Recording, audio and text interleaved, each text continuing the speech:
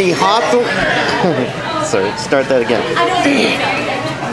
We're at the Burgerville on Hawthorne with Polaris Executive Director Robert Guitron at a fundraiser for Polaris, but also a very exciting promotional event for the Snowman and the Red Thread.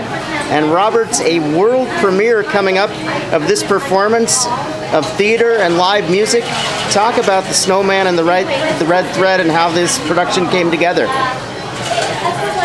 Well, actually, I'll tell you how the production came together. My very close friend Michael Allen Harrison and I have known each other for maybe 30 years, and we had done a show similar to this about 25 years ago, and we thought, you know, we wanted to do a show that was inclusive with the community and kids and families. So we thought, let's bring this show back, but let's reinvent it. Let's, you know, make it more current to today. So that's what we're doing now, Snowman and the Red Thread. Sounds great. And kind of give us a preview as descriptively as you can. What can people expect to see this weekend? Magic. They can expect to see magic. We've got 60 kids from our school performing, 13 dancers from our company. Beautiful music composed and played by Michael Allen Harrison.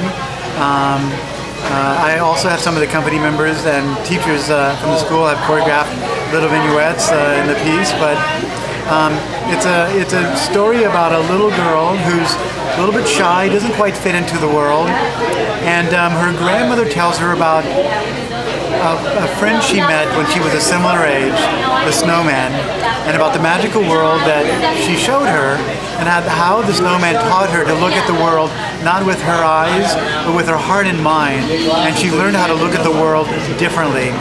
And the magical thing about this story is that this little girl, because she's small, she thinks that she's not capable. She's, you know, doesn't have everything that's required to be value in the world. But in this magical world that Snowman takes her on, she goes to different lands where people are different. They just live different. Like, for example, in the land of darkness, people don't use their eyes. So she wonders, how do people get along? How do people work in this world without being able to use their eyes? And so by using her heart and her mind and her ears and her other senses, she sees the world as they see the world and goes, wow, this is just as an amazing world, if not more amazing, than as the world I look at with my eyes. She goes to another land, a land called Sticks and Wheels. And in the land of Sticks and Wheels, the rule of all these magical lands is that you have to use the magic of the land. And in this land, you can't use your legs to get around. You have to use sticks or wheels to get around.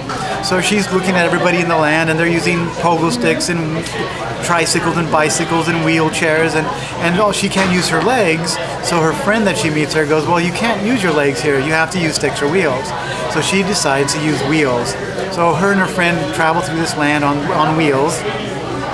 But it's mostly just a magical show about diversity, acceptance, celebrating the magic that we all have inside of us and the potential that we all have inside of us.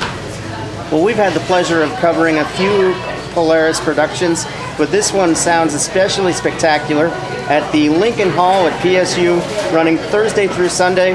Robert, thank you for joining Mainstream Media today. We look forward to the production. My pleasure. It's always great having an interview with you guys. Thank you.